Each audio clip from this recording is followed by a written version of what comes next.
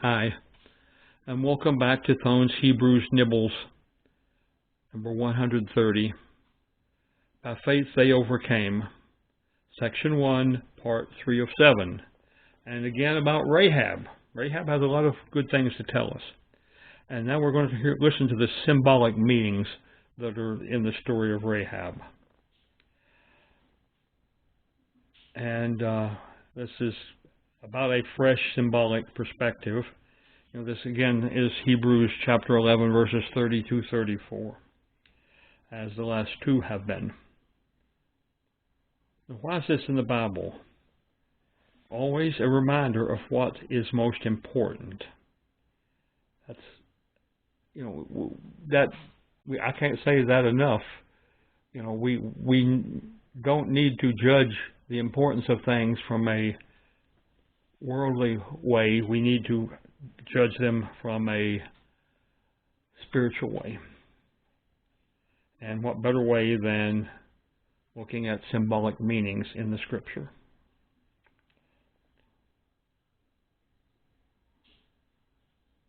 And the communications, this is what life is about. The application to me. Our commentator here is another of those early brothers, Hilary of Poitiers. And I'm sure that people who speak French are going to wince when I say that. I think he was a Frenchman. But anyway,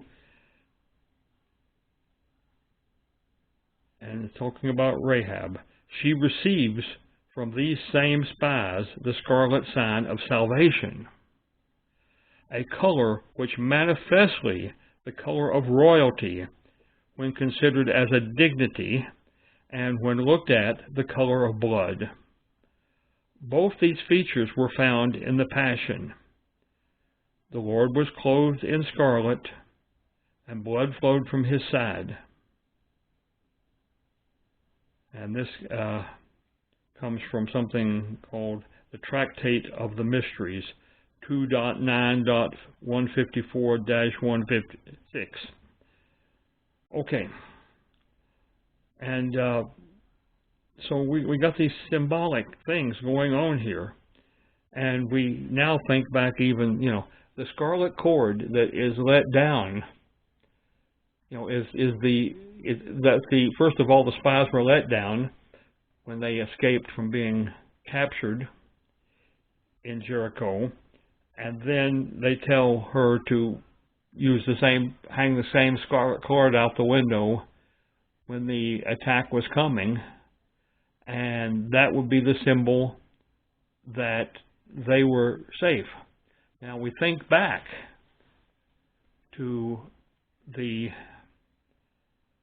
Passover back in Egypt. What did they do? They painted the doorposts and the lintel red with the blood of the lamb that was slain. Same color, same meaning. It's also the color of royalty, and that is, this is coming from God. This salvation that they're going to receive, and it's also the color of blood, of course, which is where the life comes from. So we have all this red symbolism here in taking us back to the Passover time, and that important symbol that the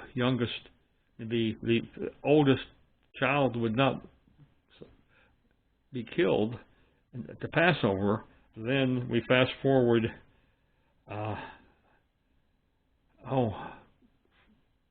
40 or 50 years. It's at least 40 years to the time of Jericho, and yes, we're looking from there backwards towards the Passover, but we're also, that same blood, we're looking forward to Jesus on the cross, which is the ultimate way that we're going to be saved, by his blood So the symbolism is just rampant here, and it's kind of exciting to even get it. And I must say that I had never exactly thought about it like that before until I read this ancient Hebrew brother, a Christian brother commentary, and suddenly I realized that's right. We got read and read and read and read, and we have read going all the way back to the escape from Egypt, and we go all the way forward to the salvation of us all by Jesus' blood. Wow. God says all details are often important in understanding my word. And that's what we need to think about. And that's why we don't just read the Bible once and say, okay, I've read it all. Now I know it all. And no, you don't. First of all, you probably don't have the memory to know it all. But secondly, even if you do have a good memory for knowing what it was that you understood when you read it again and you suddenly see, there's something else that I didn't even think about the last time I read it. And that goes on and on all through our lives as we read the Bible and get more and more familiar with the layer upon layer that sometimes the Bible is written in. And this is certainly one of those cases. My response: Lord, thank you for using symbolic reminders to give us a better understanding of the intent in your scriptures. We'll talk to you next time.